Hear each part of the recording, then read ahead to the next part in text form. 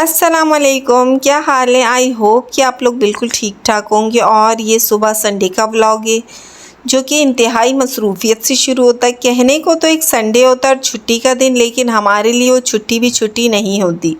Means कि आजकल मियाँ जी ने फुल डे मतलब full week office office office, और फिर उस चक्कर में ना मैंने उठ जाना होता है और पूरे टब्बर को उठा देना होता है। और मेरी ये कोशिश होती चलो इनको नाश्ते करवा के मैं थोड़ी देर आराम कर लूँगी, लेकिन सीरियसली ऐसा होता नहीं है। आराम तो अब मतलब हम यही सोचते हैं हम ये कर लें फिर थोड़ा आराम कर लेंगे, ये कर लें।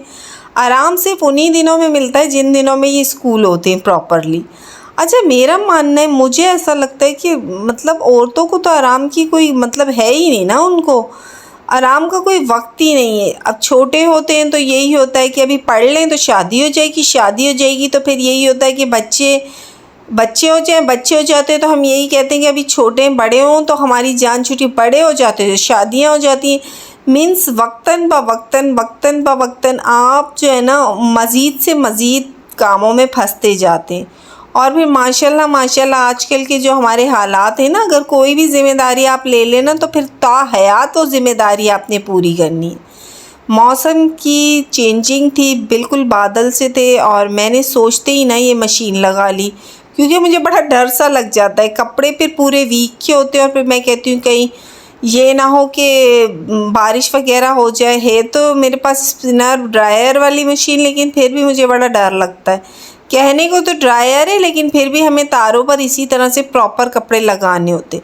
संडे हो या मंडे, हम लोगों की औरतों के तो रौले ही कुछ अलग है ना। हमें एक्स्ट्रा सफाइयाँ उसी दिन याद आती हैं जिस दिन पूरे आल पाकिस्तान या आल गवर्नमेंट ने छुट्टी की होगी, और हम उस दिन इतने एक्स्ट्रा काम निकाल लेंगे कि जो मुझे लगता है कि आम रूटीन में हम नहीं निकालते।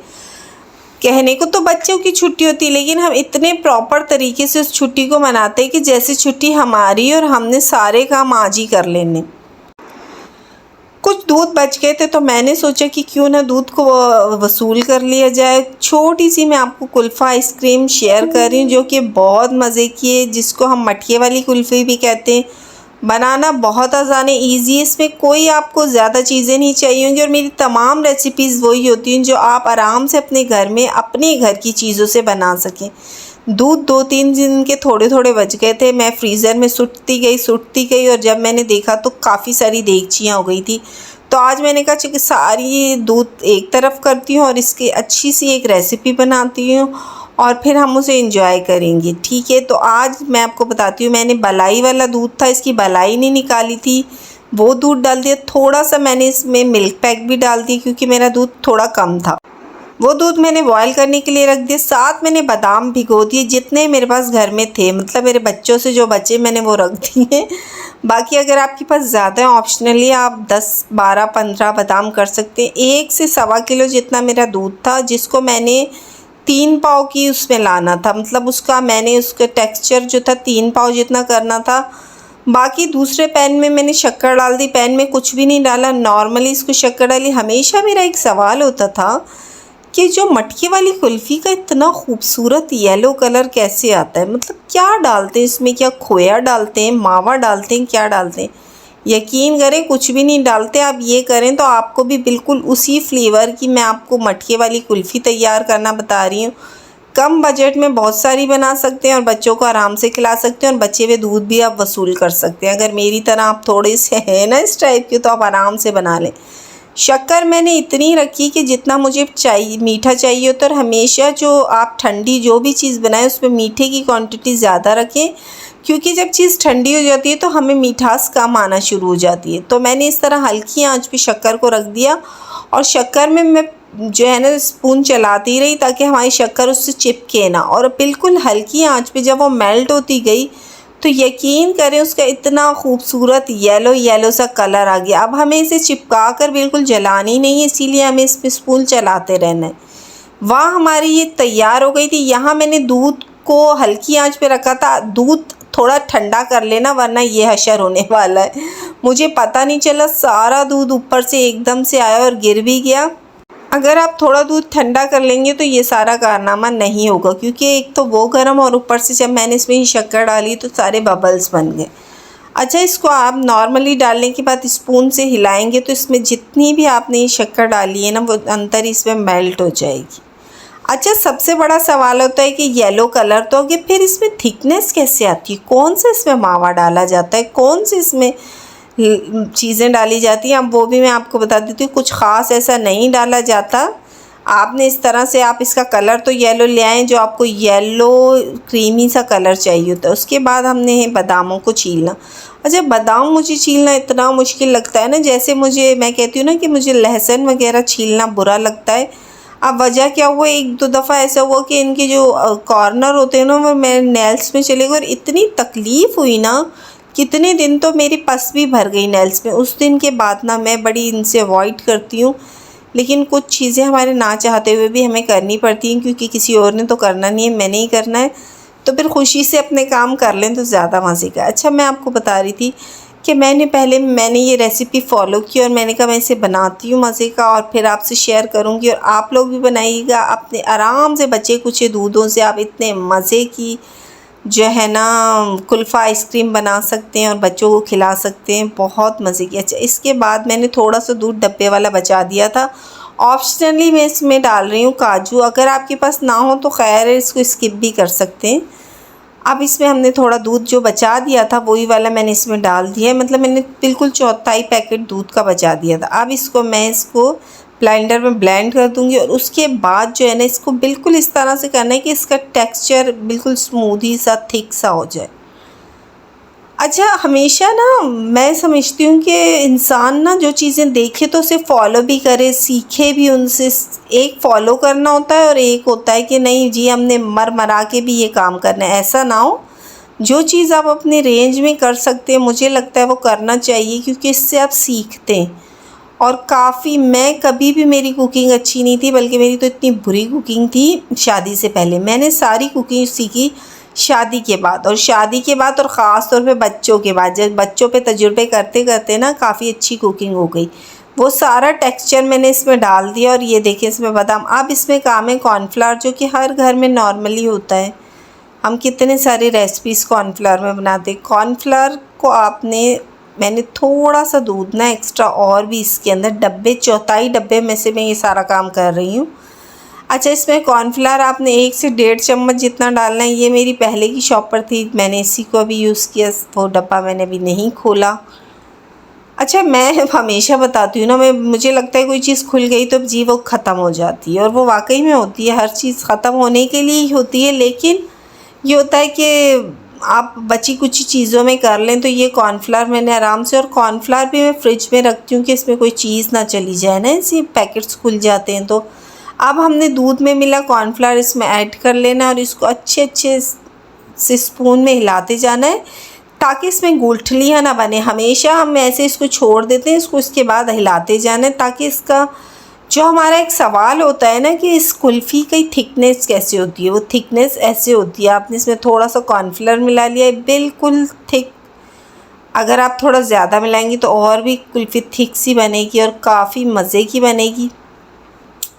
अच्छा, मुझे ना ऐसी चीज़ें करने के बाद ना मैं हमेशा कहती हूँ ना, एंड ऑफ द एंड जो होता है ना वो मुझे बड़ा अच्छा लगता है ना। मैं उसके इंतज़ार में बैठी होती हूँ कि इस पूरी फ़िल्म का एंड क्या होगा और किस तरह की बनेगी। अब ये मैंने बनाया था सैटरडे वाले दिन ना, ये वाली जो आइसक्रीम थी, और मैं संडे तक इसका वेट करती रही कि ये जम जाए।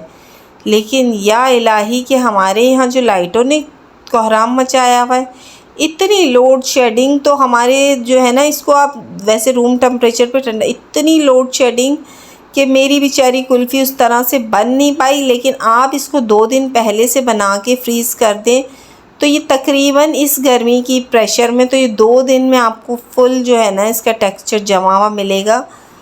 लेकिन हम लोगों ने तो फिर सब्र भी तो ना हो ना फिर एक चीज़ बनने के बाद। लेकिन ये बहुत मज़े की थी। मैंने एक इसमें इसी डब्बे में डाला जो आइसक्रीम का डब्बा होता है, वो भी हम औरतों के पास आपको आराम से मिलेंगे, क्योंकि हम ये डब्बे भी ज़ाया नहीं करते, ये हमारे इस दिन के काम आ जाते हैं।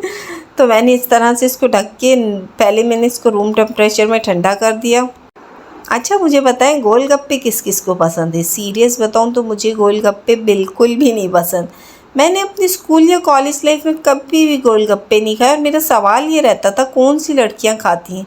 अच्छा, मुझे खाने से ज़्यादा इसके खट्टे खट्टे पानी से पता नहीं कैसी सी एक इरिटेशन होती है कि इतना खट्टा पानी किस तरह से इंसान खा लेता है। पर बच्चों ने मेरे बड़े इन्जॉय किया। उसके बाद मेरी तो बात वहीं रह गई ना कि मीठा खाना है, मीठा खाना है। वो तो हमने कर दी फ्रीज़। अब वो जब वो फ्रीज़ हो या ठंडी हो, तो मैंने कहा चलें, आज मैं इतनी थक गई थी, कपड़े धोए ये वो, तो मैंने मीठा ट्राई किया। और सवैयाँ, एक मीठे में अगर आपके घर कुछ ना मिले तो आपने सवैयाँ तो आपके घर में आराम से मिल जाएंगी। तो मैं सवैयाँ बना लेती हूँ। अच्छा, मैं आपको बताती हूँ ना कि मैं बड़ी डाइट कॉन्शियस हूँ, मैं हर चीज़ नहीं खाती।